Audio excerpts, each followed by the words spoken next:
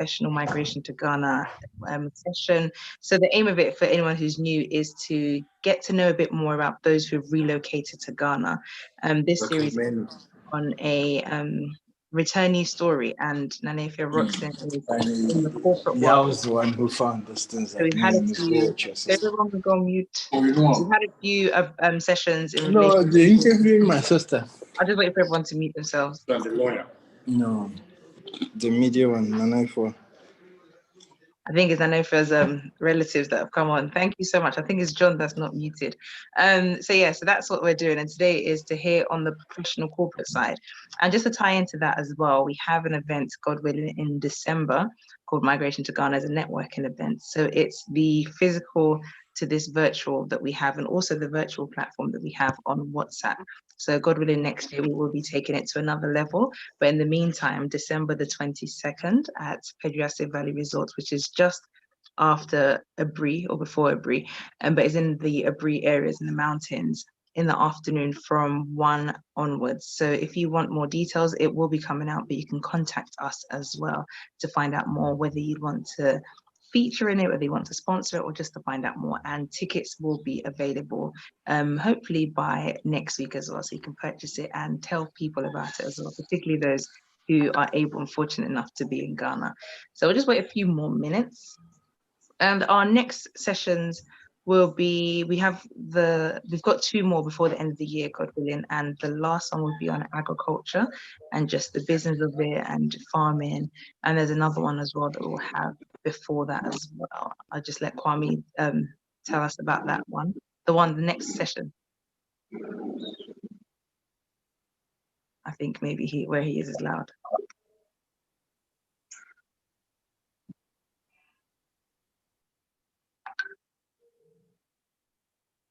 But if anything, we'll just give it a few more minutes for Nanefia to find the connections. Lovely lady, I met her on LinkedIn actually. I contacted her just to introduce the Fenchurch Professionals Migration to Ghana to her. She was very lovely, gave me her contact details. We spoke at length as well, and she passed me on to another person, but really, really grateful for your time today. She has a wealth of experience. I like to read out people's LinkedIn profiles.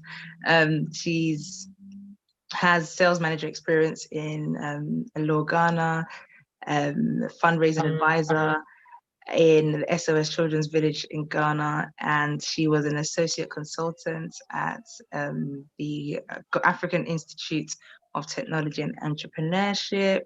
And she's also had some experience, quite a lengthy experience, also at GLICO Life Insurance within the marketing section. So she's well versed as a marketing strategist, but I'm sure she wouldn't want to be labeled as just one thing.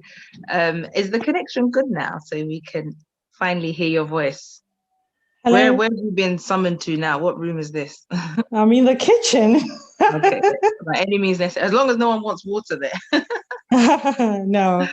Thank you so much. Better? Can you hear me loud and clear? Much better, much better. Okay. Thank you so much. So I gave a little bit of your credentials, but if you want to tell us who you are, because we're more than just what we write on paper. So I'm gonna start. Thank you for your time as well. Yeah. So a lot of people know me as Efua Rockson, because that's what I've used all my life. And some people refer to me as holy water and hellfire, because I can be 2 extremes, but that's just who I am. I'm passionate about everything that I do to the extreme, but I am noted to work and have fun at the same time and make everything exciting.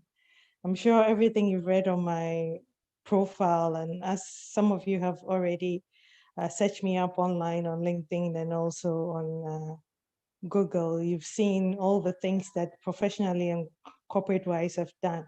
But I'm a fun-loving person.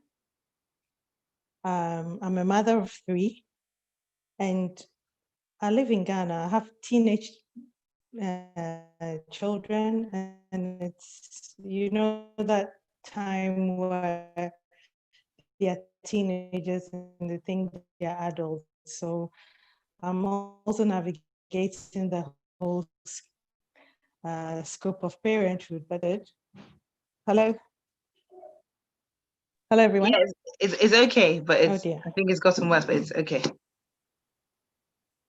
Oh, I've So we're just on parent. relocated to a small village in Cape Coast, and yeah, those are the challenges of technology here. It's quite difficult finding a stable network, so you'd have to forgive me and bear with me That's fine. on that. We said we want to migrate, so this is the perils that we might have to experience as well.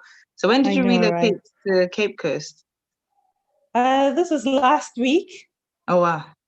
So I came to Cape Coast last week. I exited my current job at GLICO, and I'm taking a break at the moment. So I've just moved to the seaside to experience some tranquility and see where life will next take me to. There are a few jobs in the offering, but I want to keep that on the lid, under the lid for now. Yes, it's a no-go area for this conversation.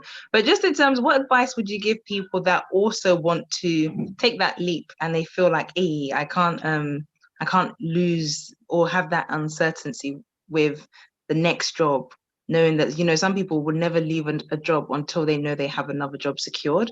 But what advice would you give for people that maybe could take the leap and have that break, as you said, of tranquility and just take a break from life? What advice would you give since you're in that Okay, I think the first thing is for you to believe in yourself and in your abilities. That's the first thing. So at the end of the day, if you know who you are, if you know what you're capable of, if you know the skills that you have, don't let any employer make you feel little or make you feel not worth time. I've exited from a job and jobless and looking for the job that gives me the passion and the opportunity to excel.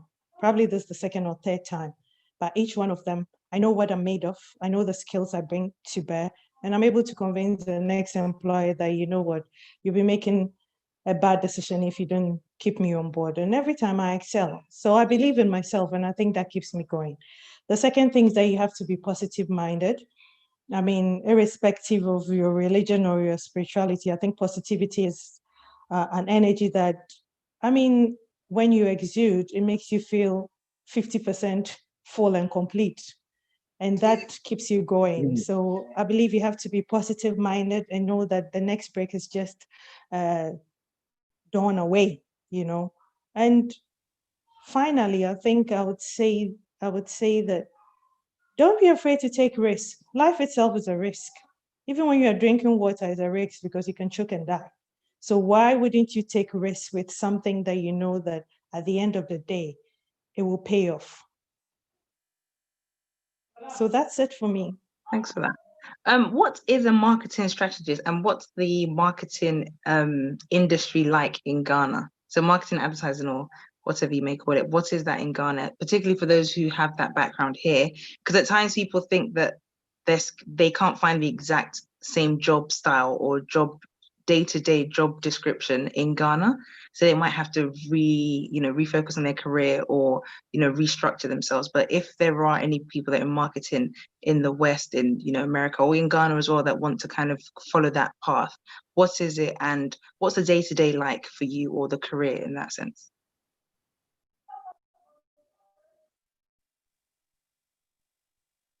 Hello? Employers to understand the different spectrum of marketing. Hello, Jackie, can you hear me? So I didn't hear the first bit. So I just heard getting the employers to understand. Okay. I said it is taking me a number of years to get my employers to understand the different spectrum of marketing, because most employers here, I mean, think that marketing is equal to sales, but sales is just one of the aspects of marketing. If you're lucky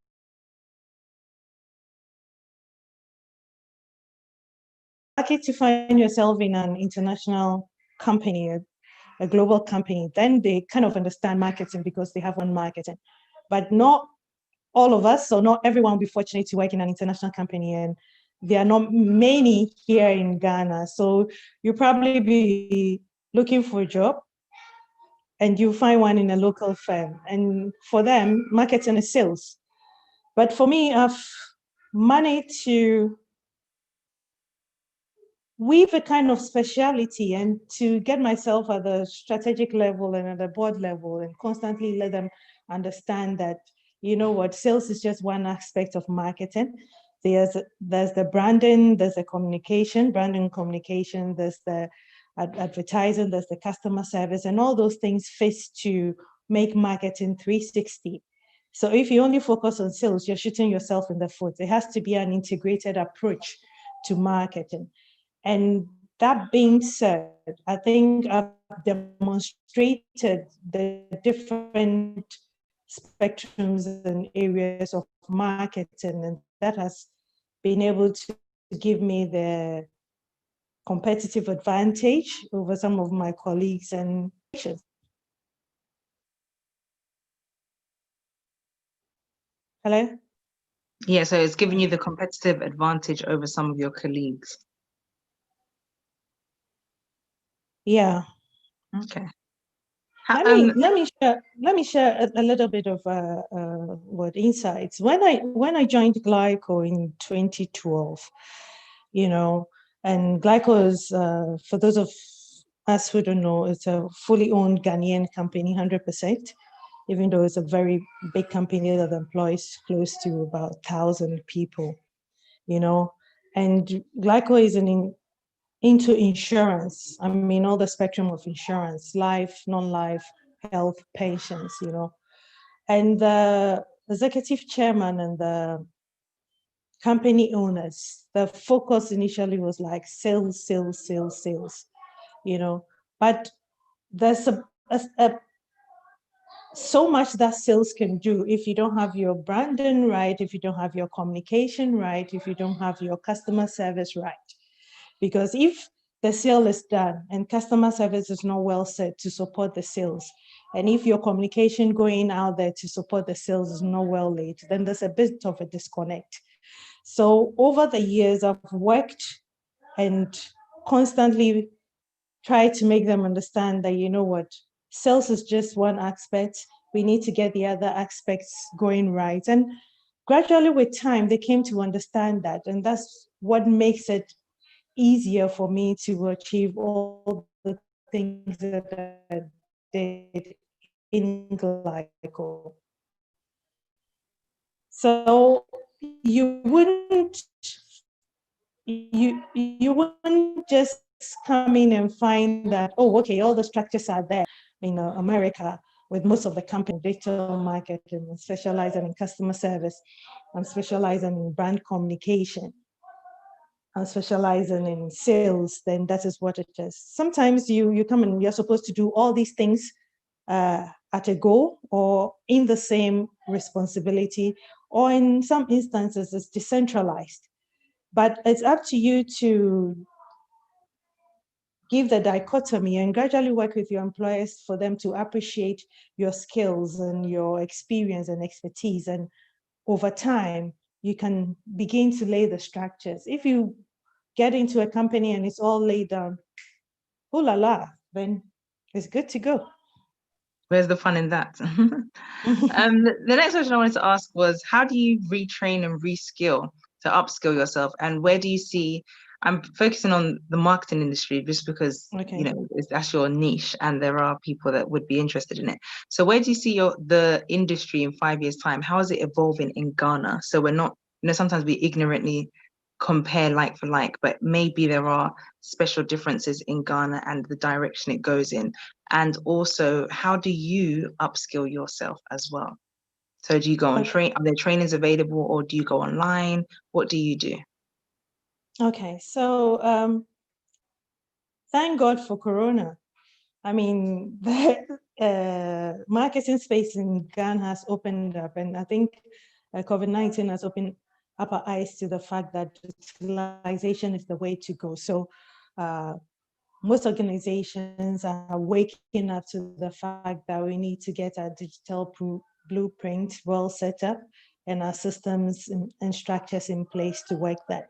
But I'll say in the next 5 years, digital marketing is a space that is driving marketing. So if you're not well-rooted in digital marketing, digitalization, digital communication, all the spectrum of digital marketing, then you find yourself wanting. So that is what I've seen evolving, and I'm sure this is going to continue for the next 3 to 5 years. Now, on the question of how do I retrain and retrain, I have a very bad habit, you know.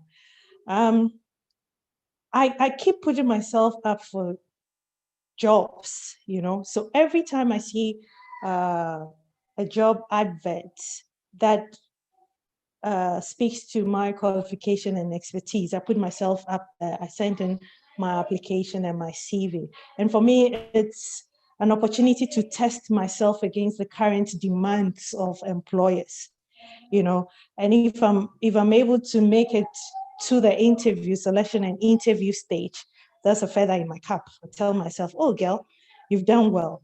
And if I go to the interview based on the questions that the panel access and the focus that they're driving the marketing, it instantly tells you that whether you're on the right path, you have the right skill set, or there's something that you need to learn to upgrade.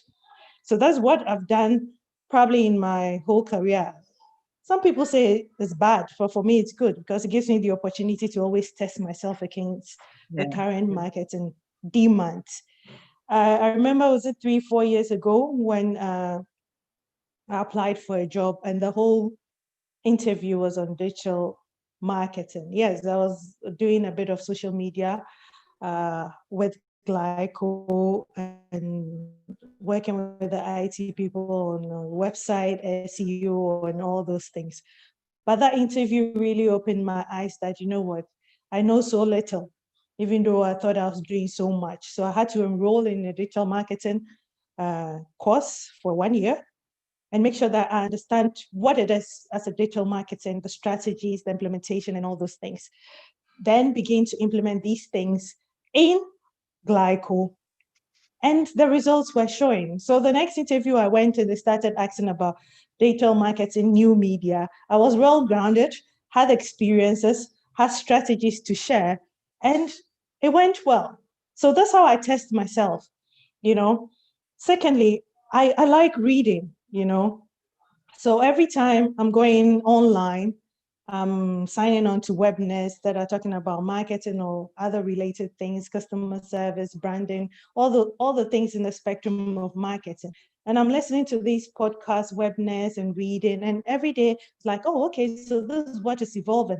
Oh, okay, this is what this company did. How can I implement this? Okay, oh, I didn't know this. It's interesting. Let me do a bit of research on that. Also, I'm a member of SEM, Chartered Institute of Marketing UK, and you know, every month they send a news bulletin, their magazines, and also their webinars on the evolution of marketing. And I sign on to these things and I learn day in, day out, week on week, so that I'm always current in my profession.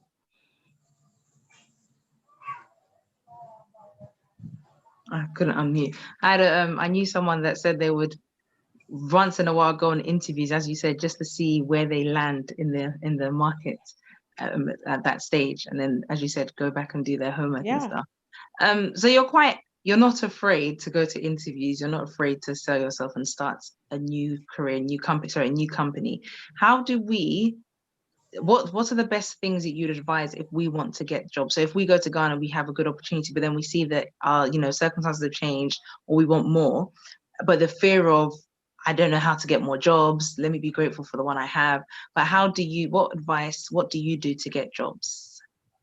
Okay, so like I said, when I returned to Ghana, okay, I was fortunate because I think a month after I returned, I saw an advert in the newspapers for what, that time it was it a brand manager? I've forgotten, communication manager for an advertising company. So I applied, went for the interview, yes, and I got the job. So a month after I returned. The salary was nothing compared to what I was earning in the UK. But for me, it was an opportunity to set myself on the corporate scale in Ghana. You know, so started on that job. I started on that job, then gradually worked my way up to ensure that the employer understands that I'm contributing and adding value to the organization. Secondly, what that job also gave me was that I got to meet people as I interacted with clients and customers on the various marketing rounds and stuff like that. And as you interact with people, you begin to see their needs. And because I know what I'm made of, I'm able to provide some solutions. Oh, okay, if you're facing this challenges, have you tried doing this? Have you tried doing that?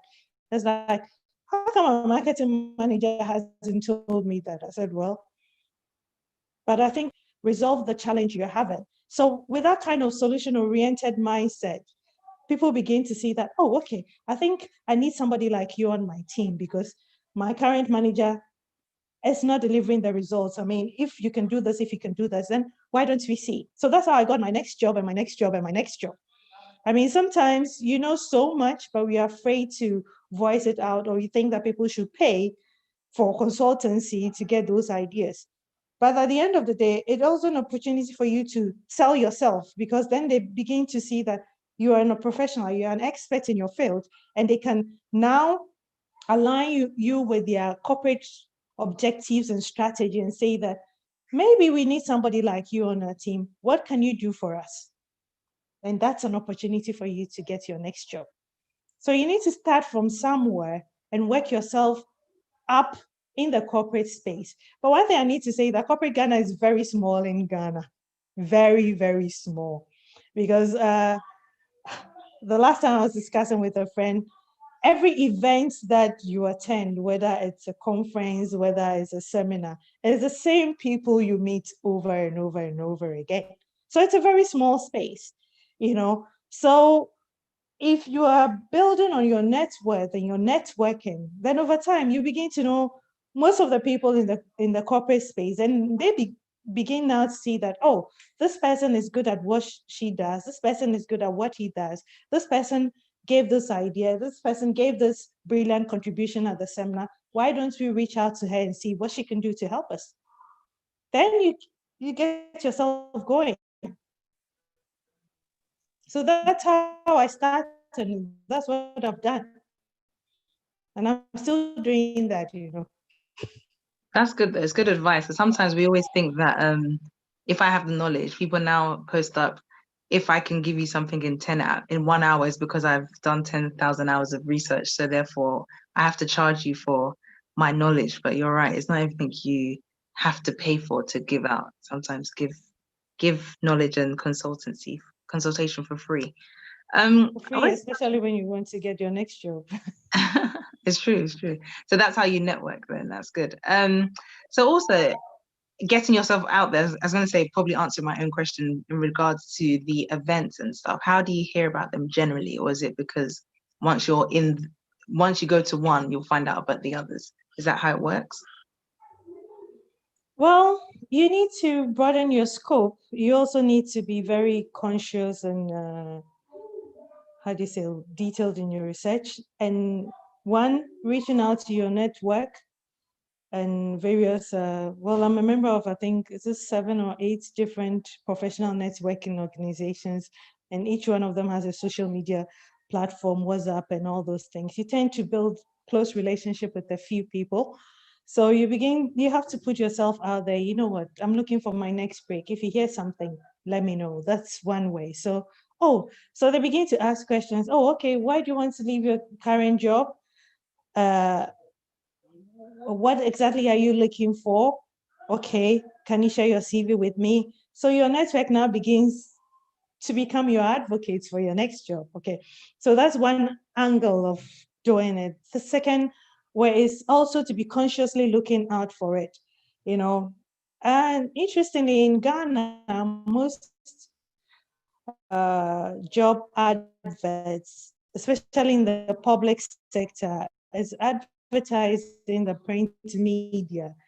So if you're somebody who likes reading, and I mean, as part of my job. Every day I'm looking at the news. Then you test it against your set skills and apply for it. Also use online. I'm sure, Jackie, you've seen I'm very active on LinkedIn. So day in, day out, LinkedIn is telling you the jobs that are available and what you're looking for. Any one of them that meets your skill set. I mean, give yourself that fair chance of luck and apply for it and see how it takes you. That's how you make it. And there are other jobs that you get by referral because you've worked on a project with say Apple. You worked on a committee with Orange. You did this kind of event with Strawberry.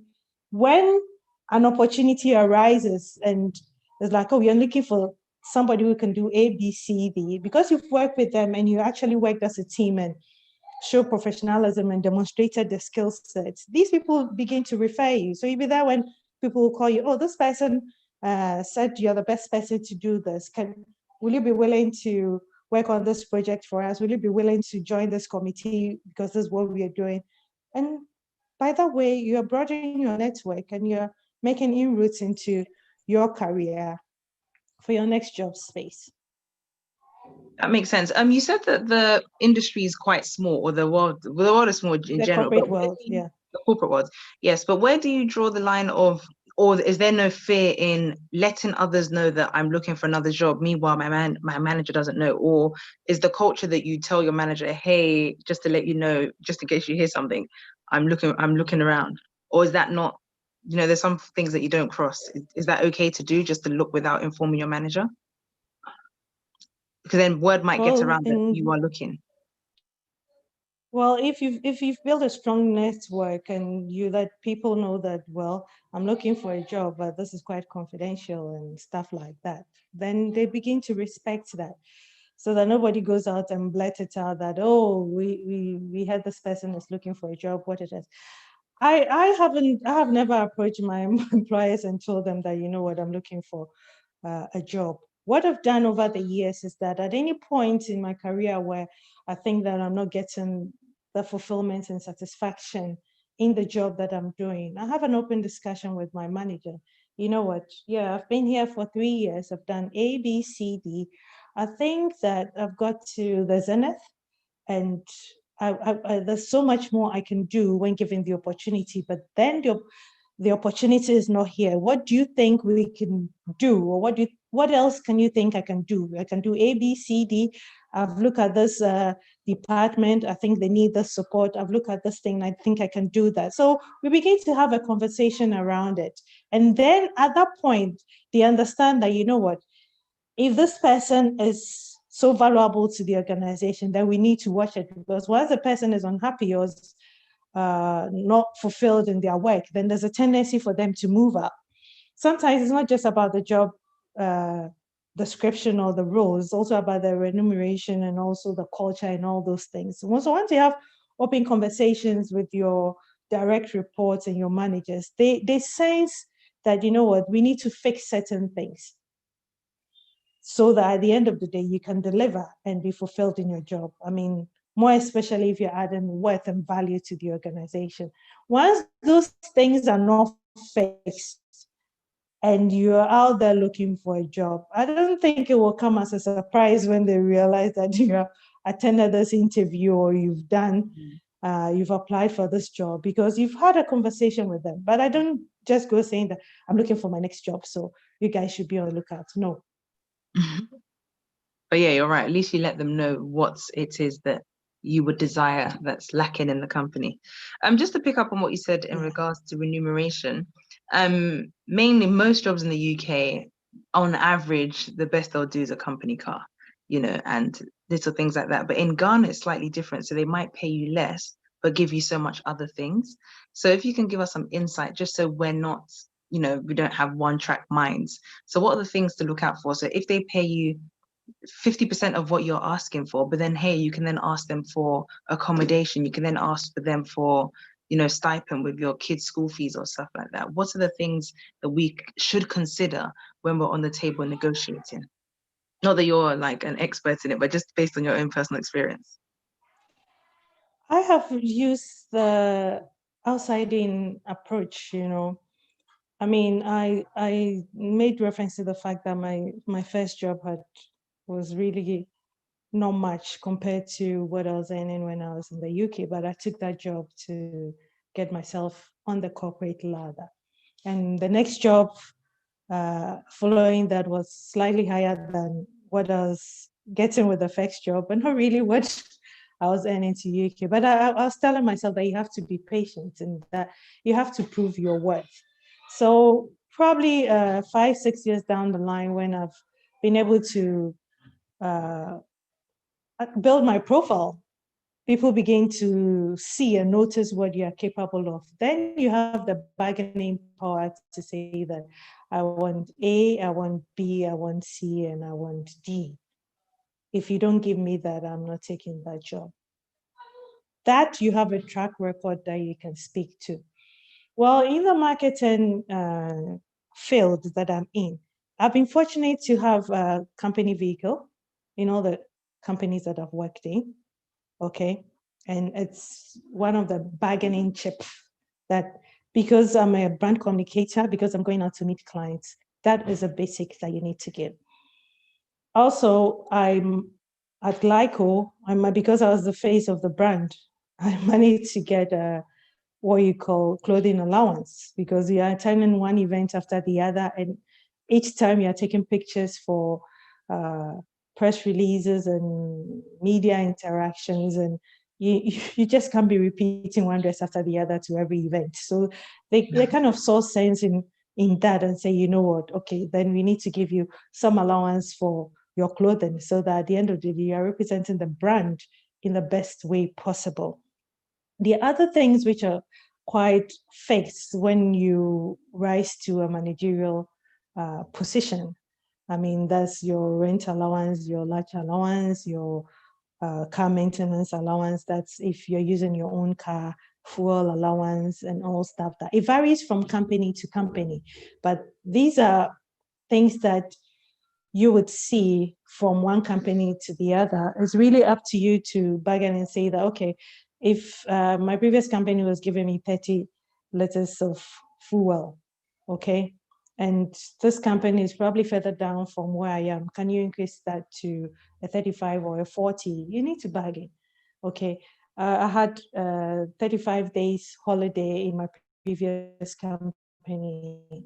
If I'm moving to come here, then you probably have to give me like either a 37 or a 36, that 2 days to bargain on some of these little things. But your basic salary is usually kind of on a grade, and most companies have a grade or a skill that you come in as an officer, a deputy manager, assistant manager.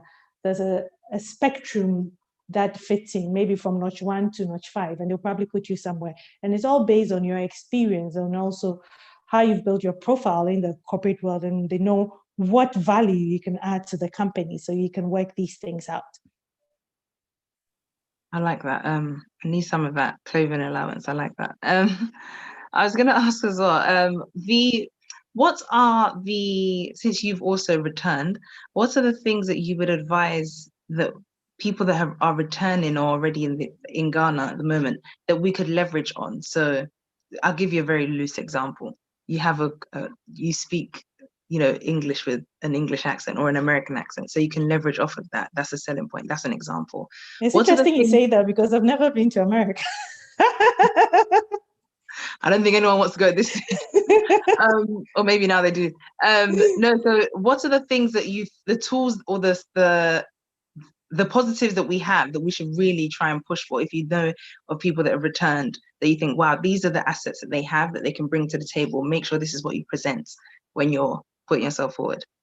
Okay, so because you gave the example on the language thing, I want to start with that. Most often than not, I see a lot of returnees coming and they're speaking, if they're from London with a Queen's accent, instantly you distinguish yourself that, you know what, I'm a returnee, and people now begin to weigh in a certain way. It's like, you don't fit with us. You need to make a conscious effort to speak like the people you are interacting with, or she once in a while, so that, and also try to pick on some of the vocabularies and the phrases that is very local to Ghana. Then you begin to integrate into the system, else you always be seen or treated like an outsider, and you don't want to feel like that. So that's the first thing. Also, I think that you need to be very conscious and know that you've come into a different environment and culture. I had a culture shock with my first job, you know. So I got there and was like, I want something done. And well, you know, the UK system, 5 minutes, the next person knows that I have to do this thing because it's dependent on the success of your job and his job, and it is done. So let me give you a typical example. So our clients want vehicle insurance. It's 4 o'clock. I promised the client that, you know what, I'll get this to you by 4:30, 5 o'clock, because your vehicle insurance is expired. Because the person called you around 3 p.m. and says that, you know what, I just realized my vehicle insurance has expired. Can you renew it for me? And in the spirit of customer service, of keeping this client, I go to the underwriting department and I say that, oh, my client's vehicle insurance has expired and he needs it because he's traveling tomorrow. Kindly fix it for me. The person looks at his watch and tells, it's 4 o'clock. We can only do this tomorrow because I close at 4:30. God. And I've told the client that I'll give it to him at 5:30. Or you should have checked with me before you gave that promise. I'm sorry, you can't do it. So tell the client tomorrow. Meanwhile, he's traveling today. Really? Well, this person is paying money and all those things. So that, for me, it's here. Now, how do you begin to ensure that you deliver on customer service without bringing the negatives in your organization and portraying it outside? So I started building network within the organization. There are people that you start being extremely nice to, probably taking them out for lunch and giving them good compliments and all those things, so that even when it's 5 o'clock and you go to them and say that my clients want this stuff, that person will sacrifice and do it for you, because he knows that at the end of the day, oh, she's a nice person, she's nice to me, and she will also do it for me. So that was how I circumvented the whole cultural shock thing. Time is one big challenge here. Meetings are set at 10 a.m. on the dot, and trust me, 11 o'clock, the meeting hasn't started. And team members are just trooping in. Time is money, but that is the culture here. But I've told myself that, you know what, I'm not going to let the culture change me in the negative sense. If the meeting is 10, it's 10 o'clock for me. If it has to drag if the meeting has to start at 11 o'clock, yes, because it's an internal meeting, I'll wait. But within that 1 hour, I'm on my laptop, probably there's a report I'm reviewing, there's something I need to do. So I'm still working whilst waiting for the other team members to come so that the meeting starts. You need to find your own way of coping mechanism. If it's an external meeting and I am calling the shots, and I'll tell you, trust me, 30 minutes, I'll wait for 15 minutes. After 30 minutes, if you haven't showed up, the meeting is off. I did that 1, 2, 3rd time. And when I call meetings externally, they know that in an Efua, if you're 15 minutes late, she has to reschedule the meeting, because at the end of the day, it's more to your benefit than to me, so you can't waste my time. So with time, people begin to know that you are a no-nonsense person. You don't compromise on your time. This is who you are, and they begin to treat you in that regard. You find yourself ruffling some feathers initially, but you need to be consistent and not compromise on your values and what makes you who you are. I don't know if I've answered it. No, more than answered it. No, it's good. And I like the fact that you said, rather than, sometimes we'll go to Ghana and be like, well, they don't do this in England, or they don't do this in America. If, although you're going at 5, we'd always compare and say they're not doing it. But you're rather learning from them and then seeing how you can mitigate it, such as taking, stroking people's egos, for lack of a better term, which is really good. So you spoke about those things that we kind of do that we should be aware of, but what's also the mistakes that you've seen that you think, oh my, do not do this when you come? So obviously the language thing, which is I think is quite a good one to know, tone it down a bit. And then what other things do you see that we do? So I'll give you an example again, but you're not allowed to use it this time. Sometimes when typically people of color go to workplaces, not everyone, but sometimes they can tend to stick to themselves. If they see another Black person in the workplace, they're like, wow, I found my people. And it will be just those two at times. And then they struggle to then mix with the other people for fear of, I don't fit in, or I didn't come to work to make friends. I came to work to work. So they're very good in their terms of their delivery, but the social aspects of work, which is highly needed, they lack. So when I'm, mentoring younger people, I always say you have to make sure you are friendly at the workplace. Enjoy your time there. Don't make it look like, you're just there to produce results, because no one's going to employ you or bring you to the other room if that's all you do in that sense. So what's other advice that you'd give us that, you've seen us go wrong in? You're not allowed to use this example. So I think, the first thing is that you need the first thing you have to do is to research a little bit about the culture of the organization. And here I'm not talking about all the nice things that have been written on the website and all the nice things that you read about the company. You need to find people within the company and ask those straight questions. So how is it like working here? Oh, well, you see, this is a family business and the family people take decisions. That is your first cue.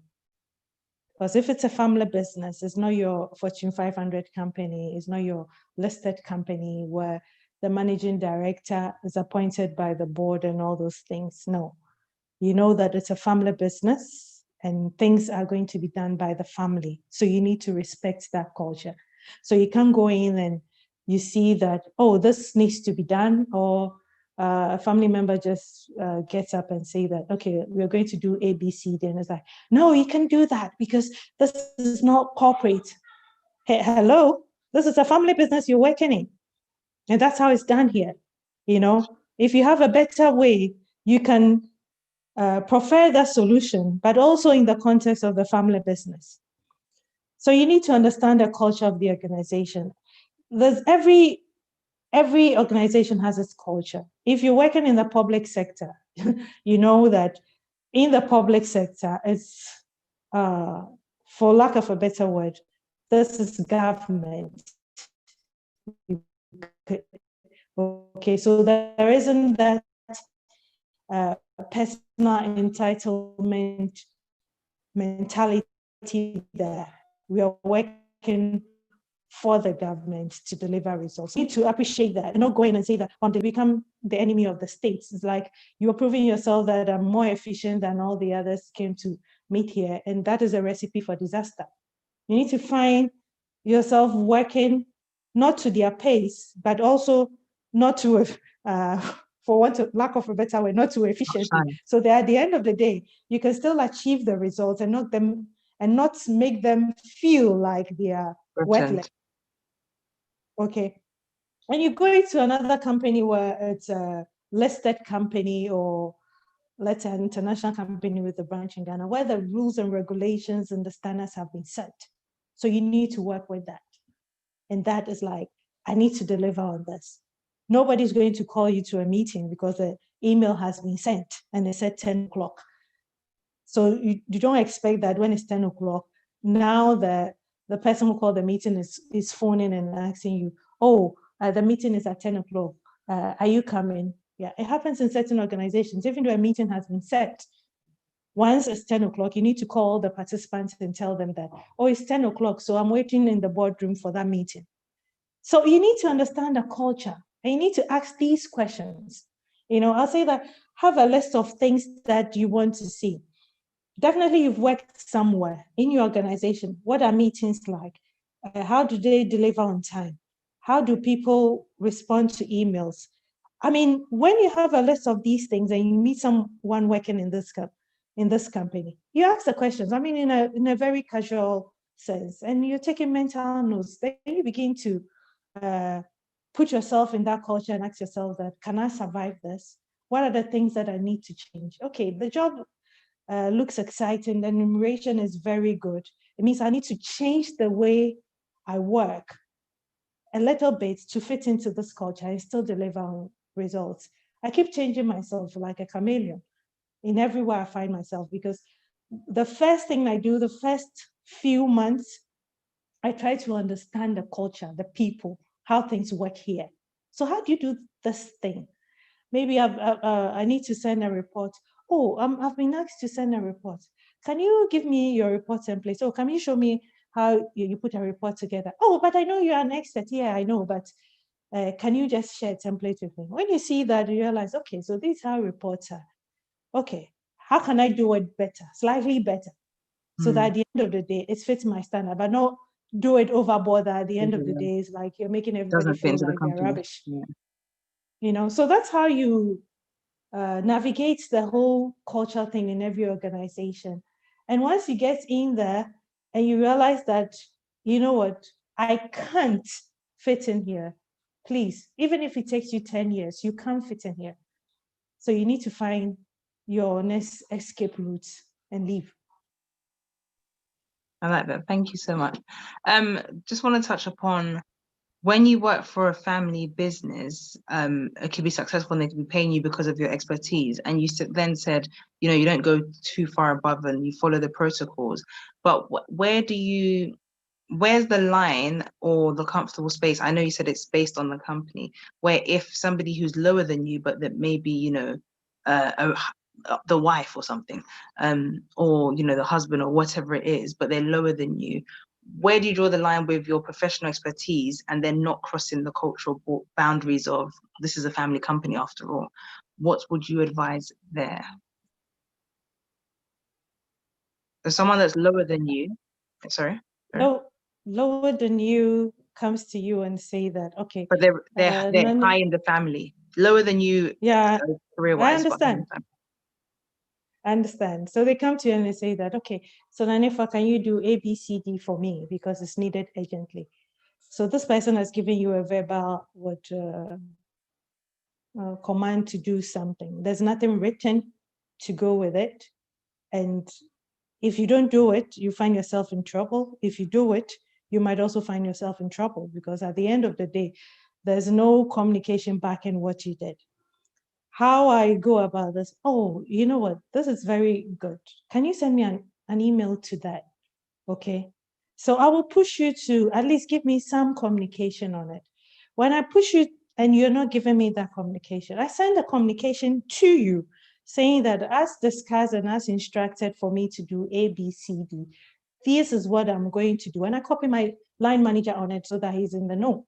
Or sometimes go ahead and call and say that, you know what, Apple has asked me to do A, B, C, D.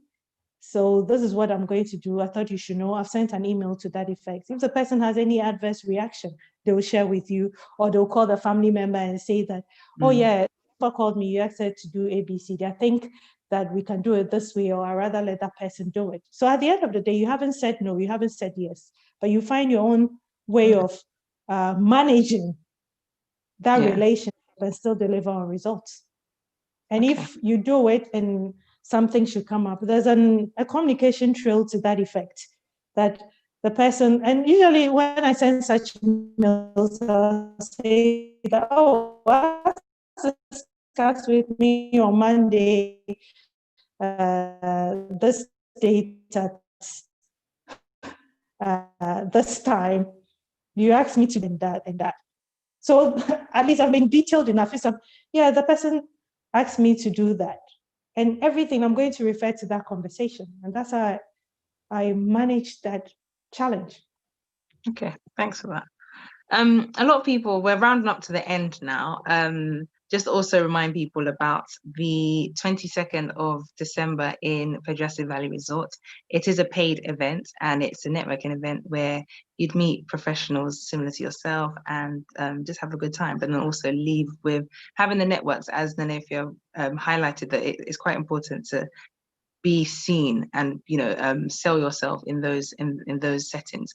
But then also we have a few other sessions such as this as well coming up. So please stay tuned.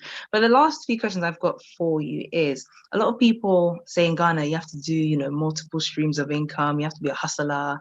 One, are you? And two, if you're not, do you need to be? So what's people act like you have to have more than one. You can't just survive on one. But can you survive on just one? Obviously, if they're paying you £1 million, you can. But the normal good salary, is it survivable? And if not, if you have other streams of income, what is it and how do you manage your time as well with it? It's a loaded question.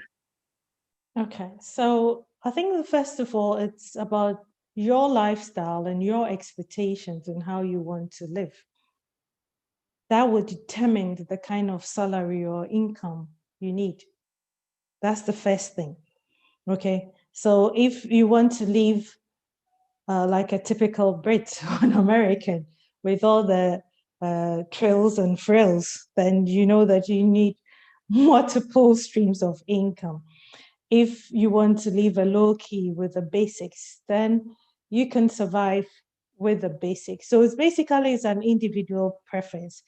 One other thing which I've also found, okay, with most returnees is that when they come here, they want to put their kids in probably the A++ schools and all those things, but you haven't got the job that supports that school fee. So you find yourself struggling and you're stressed, you know. So you need to plan and decide that, what does it mean for me and my family coming to Ghana, and what are our expectations?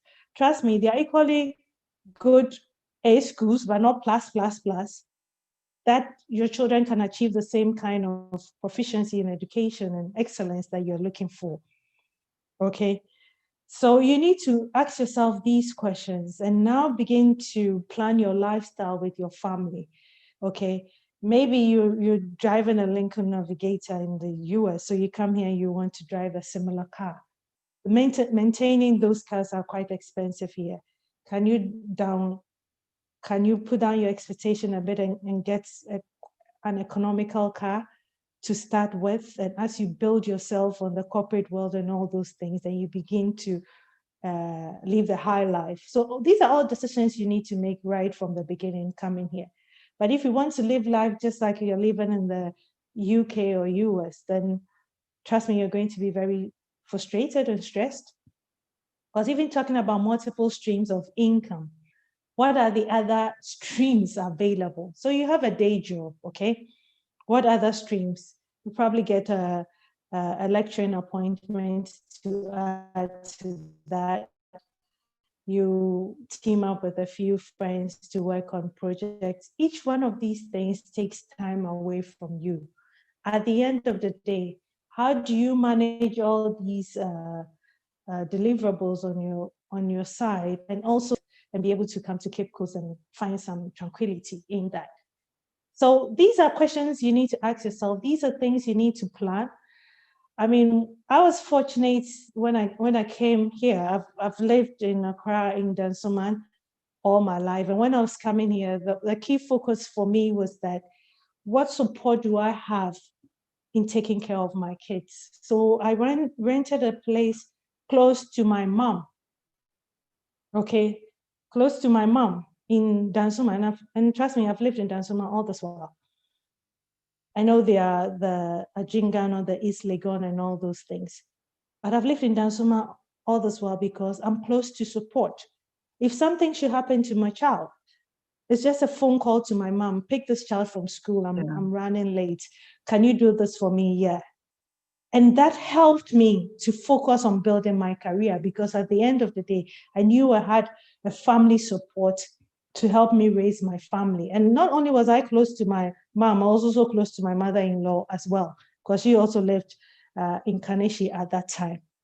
So it was a conscious decision to live close to family. And I put them in schools in Dansoman. I mean, yes, there are very good schools in Dansoman, just as there are very good schools in the East Legon and the Airport Hill and all those things. And they all deliver on that. They're doing the TOEFLs and the SAT and all those things. But at the end of the day, you see that the school fees will be slightly cheaper in Dansoman than in East Legon because of location. So these are all decisions you need to make.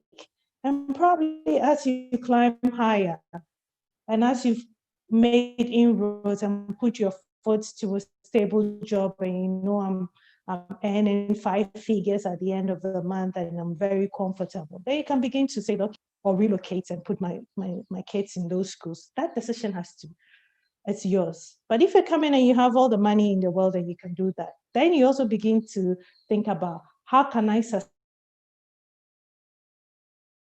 this lifestyle? I see a lot of people struggling because you plan, okay, that's what I did actually with my spouse. Plan, okay, so if we come to Ghana in the first 1 year, we don't get a job, can we pay ourselves salary that we're paying in the UK?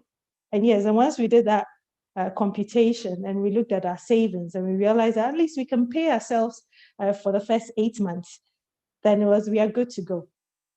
Because touch wood, positive thinking, we knew that at least by the time we ate 8 months, one of us would have started earning some salary to support the family. So that was a decision we made. We brought our own car so that we don't have to buy a car here.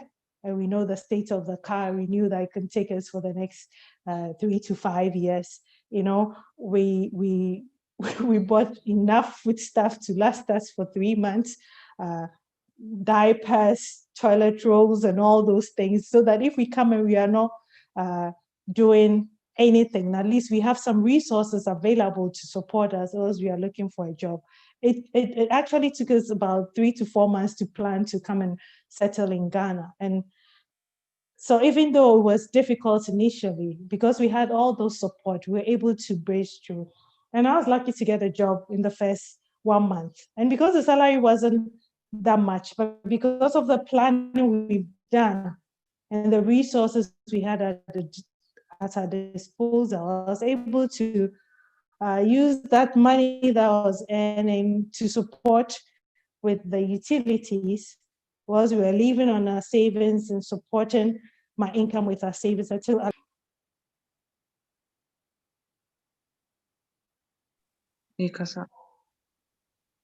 Have you stopped? Hello? Oh. Yeah, Jackie. Yeah. No, I thought you cut out, or have you stopped? No. Oh, okay. So the rest is history. I like that. I think people underestimate the power of support networks as well, and how much it's needed. So some people will get a good job in somewhere, they'll relocate, but then they'll have no one there, and they're forever paying for support and that extra help, particularly when you have kids. So the family is needed. Thank you for touching upon that. You've given some really good nuggets, some new ones and some repeater ones, but really good to always hear. I'm actually really glad about this interview. But I wanted to ask you as well, in terms of who inspires you that's Ghanaian, and who do you listen to that's Ghanaian in terms of professionally? So like on professional worlds, females, I like to listen to a lot of female professionals.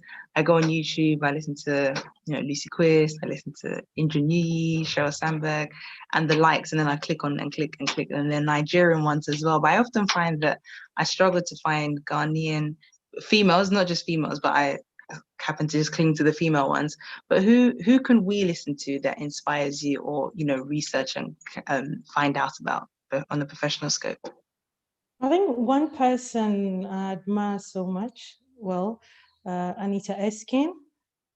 She's one person who's really done well for herself, because I know how she started and how she's been able to build herself up to where she is. So I kind of gravitate towards her. Also, you mentioned inspires and motivates in that regard.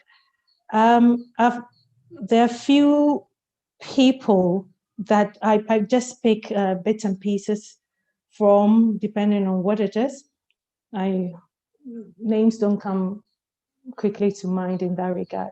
And I also gravitate towards some men, okay, especially in the marketing profession and fraternity. I find myself, one person is Professor Hinson of University of Ghana. He's one person who has positioned himself to be an authority in marketing and leading the discourse in marketing in Ghana. We also have the president of CIMG, Chartered Institute of Marketing Ghana, Kwabena Jekum, who is a friend and also a thought leader in marketing in that regard, and finds himself on a lot of corporate institution committees and boards and advising on marketing and how marketing should be done. So he's one person I always go to for inspiration, for motivation, and also ideas in that regard, and a few others in my network. But I also listen to a few people, not Ghanaians. I mean, one person that inspires a lot is Oprah. And when I listen to some of her interviews and that, it inspires me as a woman. Maya Angelou, in that regard, Michelle Obama, and all these people. I mean, sometimes not just in my direct profession, but how they've been able to navigate certain circumstances and situations and still keep themselves going strong. And that inspires me as a woman, and also pick some nuggets in that. And one person, I call my spiritual leader. I mean, I go to Ethereum Mission Church, and Brother Ishmael Tete, I mean, right from childhood has molded me to become the person that I am in terms of the way I think, positive thinking, living a conscious life, being good, living basically a good life, because we are all connected as beings and there are no coincidences in life. And the good that you do always comes back to you. So these are things that ground me and keeps me going day in, day out. I don't know if it's enough, but yeah. Oh, thank you so much. Kwami's written it down as well, so if anyone wants to research on those. We've come to the end, but I'd just also like to thank you and just touch upon the fact that we've built this relationship just from a LinkedIn message, really, and I do thank you, because not many respond as quickly and as supportively as you do. So I'm really grateful for that, and don't stop doing it for other people like ourselves as well.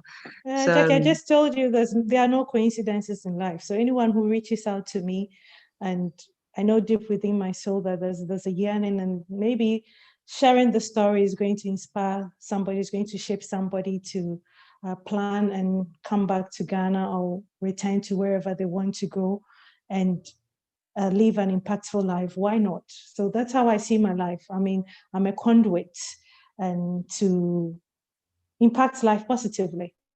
So when I see that opportunity, I don't take it for granted. And thank you for having me today. Thank you. That we've come to the end. We will be putting this up on YouTube for everyone to catch up on, or to share the link as well. But we have a WhatsApp platform for now, and we will be branching out so it can be accessible to other people as well. So do share the link once it comes out as well. But thank you so much for everyone that's joined in. Thank you again, and Efua, for your time. All the best in Cape Coast as well. Take care. Have a good evening, everyone. Thank you. You too. Bye-bye.